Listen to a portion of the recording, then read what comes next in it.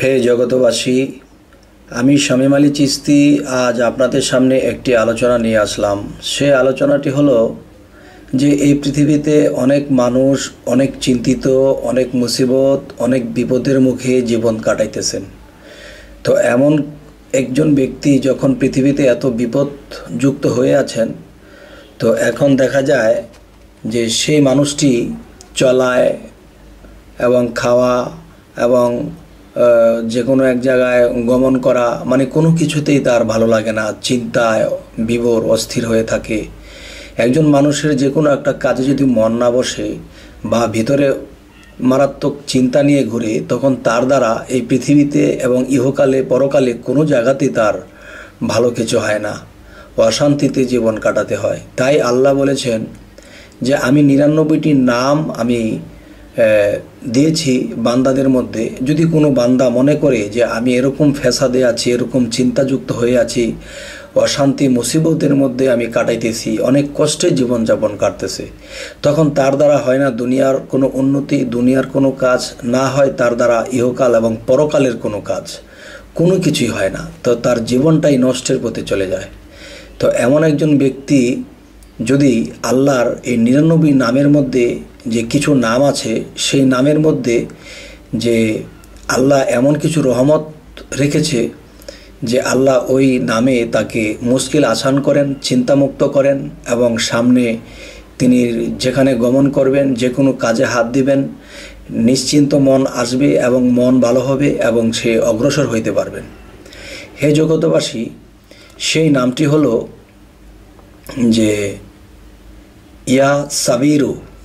ইয়া সাবিরু এই নামটি, বিষয়টি এভাবে বলা আছে যে যে ব্যক্তি বিভিন্ন রকম মুসিবত ও দুঃখ কষ্টে পতিত হইয়া আছেন, 1020 বার এই নামটি পাঠ করিলে অবশ্যই সে ওইসব বিপদের মধ্য হতে সান্ত্বনা লাভ করিবেন এবং তার বিপদ গুছিয়ে যাবে এবং কি তিনি কোনো অন্য কোনো সমস্যার সমাধান পেয়ে যাবেন।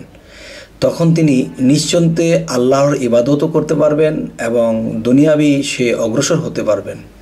হে জগতবাসী, আমি আবারও বলছি, সেই নামটি হলো ইয়া সাবিরু। ইয়া সাবিরু, ইয়া সাবিরু এই নামটি কতবার?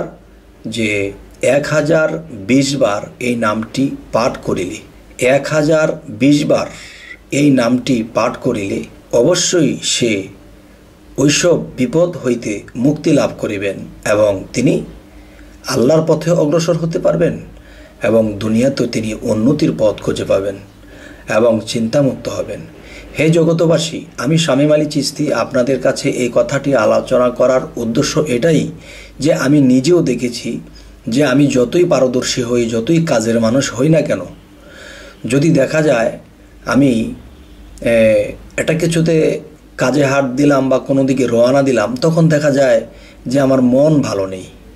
যেখানে মন ভালো নেই তখন শরীরের শক্তিও থাকে না। তখন দেখা যায় মনের সাথে দেহের একটা কানেকশন আছে। যে কাজে মন টানে না, মন নাই, মনোযোগ নেই, তাকে দিয়ে এই পৃথিবীতে কিছুই হয় না। যদি আমাদের বিশ্ব আধ্যাত্মিক জ্ঞান সঞ্চার দরবার শরীফ হতে আমরা এই আলোচনাটি করলাম এবং এই আলোচনাটি করার পর কেউ যদি মানে এবং অগ্রসর হতে পারে, তাহলে আমরা ধন্য হব এবং যিনি করলেন তিনিও ধন্য হলেন। হে জগতবাসী, আজ এই কথাগুলো বলে রাখছি। তবে আমাদের এই চ্যানেলের কথাগুলো যদি আপনাদের ভালো লাগে, তো সামনে যেন আমরা এই কথাগুলো আরও দিতে পারি এবং আপনারাও পেয়ে যান, এই জন্য সাবস্ক্রাইব করুন। তো আজ এই পর্যন্তই। আল্লাহ হাফেজ।